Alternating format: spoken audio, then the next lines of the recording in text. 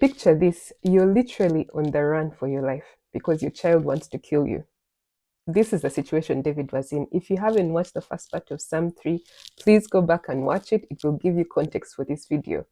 In this video, we're going to be looking at how he was able to actually turn all of that panic into peace because he was able to sleep in that season. Imagine that. So if this is your first time here, please hit that like button, hit the subscribe button, and do not miss another episode.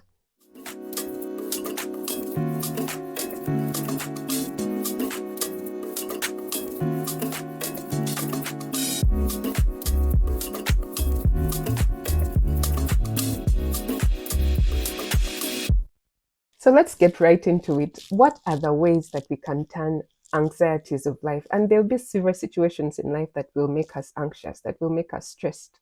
What ways can we turn all that stress into peace? The word says that Jesus gives us peace that we cannot understand. And there'll be situations in life like that where you do really honestly do not understand and do not know what to do. And many times such situations can turn into fear.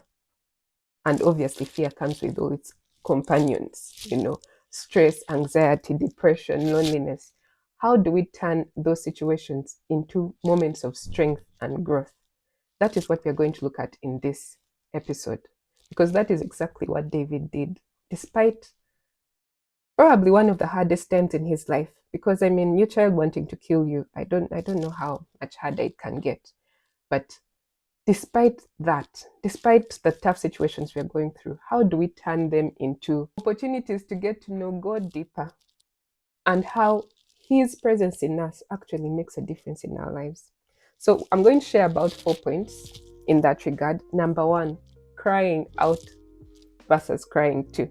If you see me looking down, it's because I've made notes and I don't want to miss a thing. So crying out versus crying to. Many times we, rather than crying out to God, are actually crying to people, to friends, to food, to Netflix. We are crying to everything else. And then finally, when it has all failed, we turn to God. But David's first response was to turn to God during this time of fear, of anxiety. He actually turned his heart to God. In verse 4, David says, I cried out to the Lord and he answered me from his holy hill. And because of that, David received peace.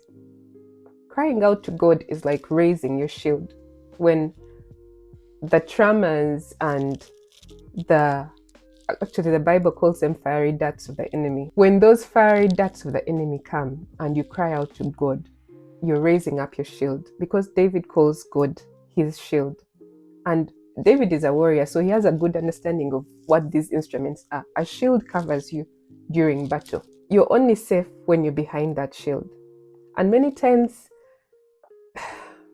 we want to stand, on the side and see what's going on in the battle. I don't know, fight on our own. And we end up getting hurt because of that. We're not putting God ahead of us. And think about it. This is the Almighty God, creator of heaven and earth. He made your enemy also. He knows everything about your enemy. And this is a person who is protecting you. Why wouldn't you have peace? That's point number 1. Point number 2 is in verse 5, where David says, I lay down and slept. I woke up again, for the Lord sustained me. Instead of tossing and turning, David actually fell asleep in this season. He had that Philippians 4 peace that we do not understand.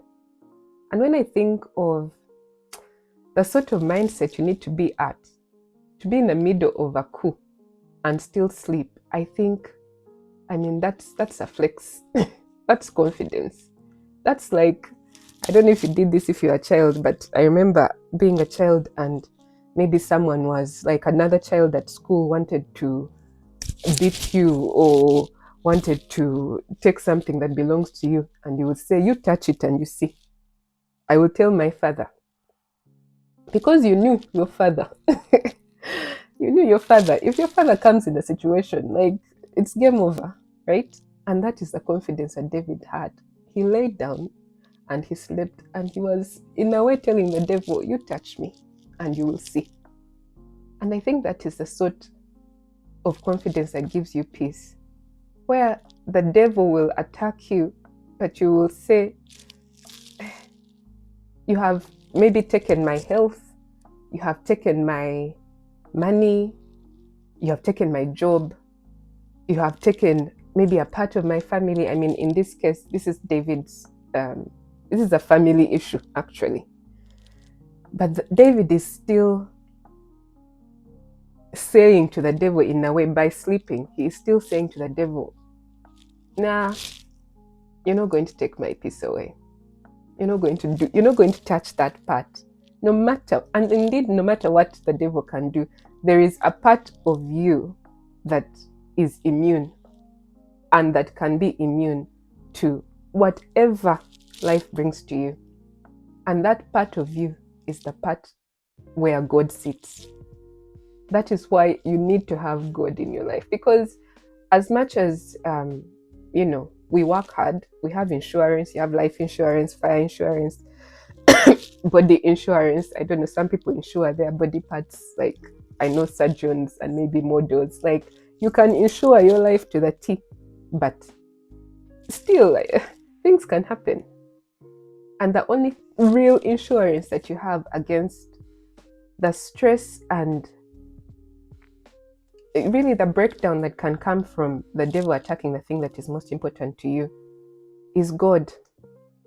It is God who can sit in your heart, and despite all hell breaking loose, you still have a part of you that is sane, that is protected, that has peace, that can sleep. I don't think there's anything in the world that can give you that peace. We can try. I mean, like I mentioned, with insurance, you can buffer yourself, have what do they call it, an emergency fund. They always say you should have an emergency fund for like 6 months or a year in case you lose your job. All those things are good and practical and perfect.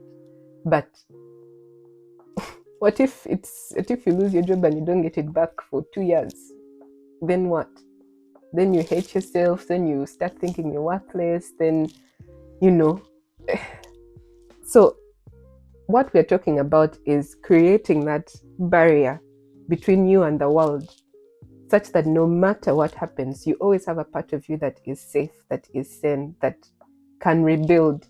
Because we know at the end of the day, we are still talking about him today. Despite all those challenges, he did not get to a point of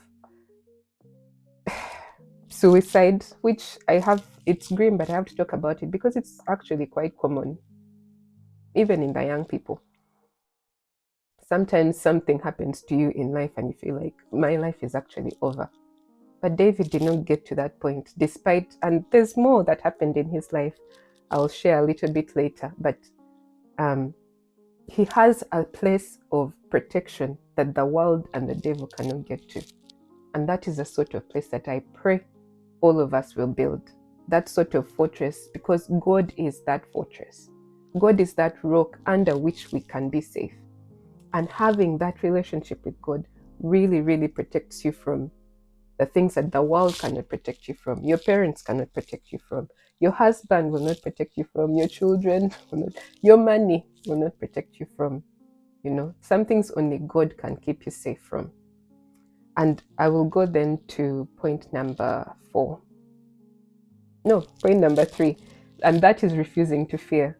It's not that David was not tempted with fear. Only he was tempted but refused to fear. You have to refuse, actually, because you will be convinced that your life has ended.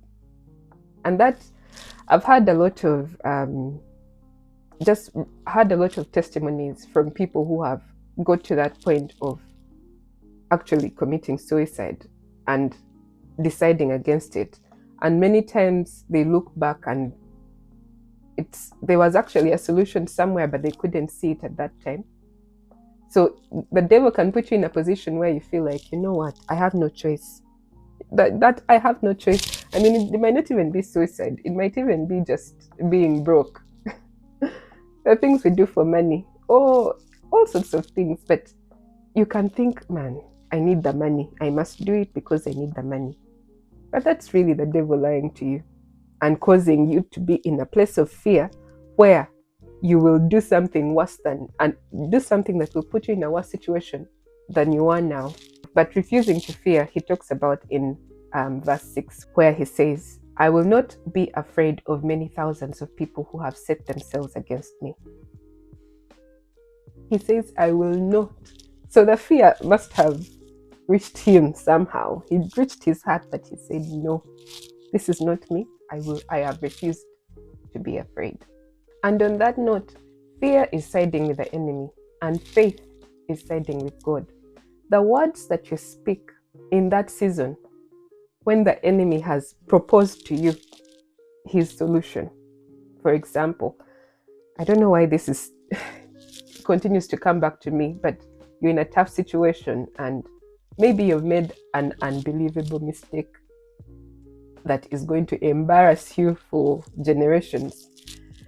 And you decide, I have to end my life because how will I go on living? Or even, you've lost a loved one, someone you really cared about, and you're saying, how will I go on living? What is the purpose of my life now?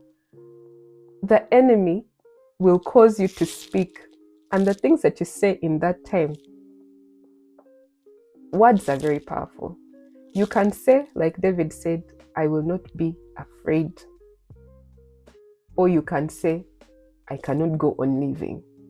You create, the Bible says that there is power in the tongue. Words are very powerful. Creation happened by words, and we continue to create by the words we speak. So when you speak words, positive words, according to the word of God, you're creating life despite the situation. But when you affirm the death in your life, in that situation, you're also creating, because so it's a creative power. You either use it for good or for bad in every situation. So at this point, I just want to say, let us be very cautious of speaking out of anger, out of sadness, out of disappointment, because despite the feeling behind, you're actually creating with your tongue. And lastly, deliverance belongs to the Lord, not to us.